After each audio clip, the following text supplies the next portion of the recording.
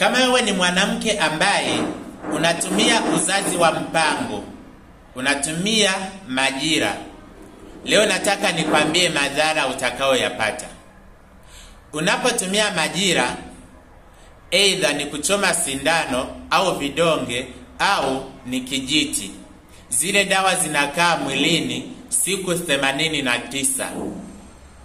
Ina maana kwamba baada ya siku 30 unarudi hospitali kama ni sindano kuchoma, kama ni vidonge kumeza au kama vijiti kuweka tena. Lakini zile dawa zinakaa mwilini siku 89, ila zinakuachia sumu miaka 2 na miezi 10. Ina maana kwamba ndani ya mwaka mmoja utakuwa umetumia mara 4. Unapotumia ndani ya mwaka mmoja hizi dawa za uzazi wa mpango, ina maana kwamba zitakuachia sumu miaka 12. Wanawake wengi sana wanatamani washike ujauzito baada ya miaka 3 kujifungua. Ina maana kwamba utajikuta umetumia miaka 2 hizi dawa za uzazi wa mpango.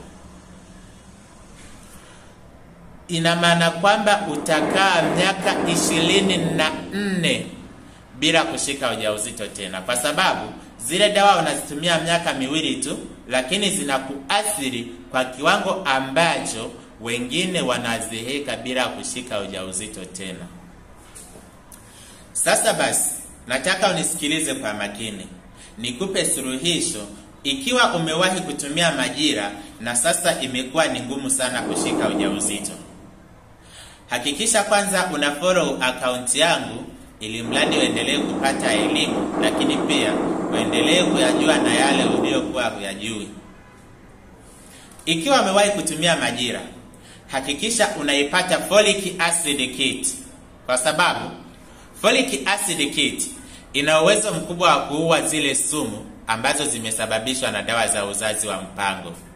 Lakini pia folic acid kit ina uwezo wa kuondoa uvimbe kwenye kizazi pamoja na kusafisha mirija ya uzazi, lakini pia ina uwezo wa kuondoa bakteria wabaya ukeni. Folic acid kit ina uwezo wa kurekebisha homoni zilizovurugika na kuziweka katika uwiano sahihi. Folic acid kit ina uwezo wa kuzalisha mayai bora na kuyakomaza pamoja na kuyapevusha pia. Kwa hiyo, ukiitumia kwa maelekezo vizuri folic acid kit, unao uwezo wa kushika ujauzito wa watoto 2 mapacha.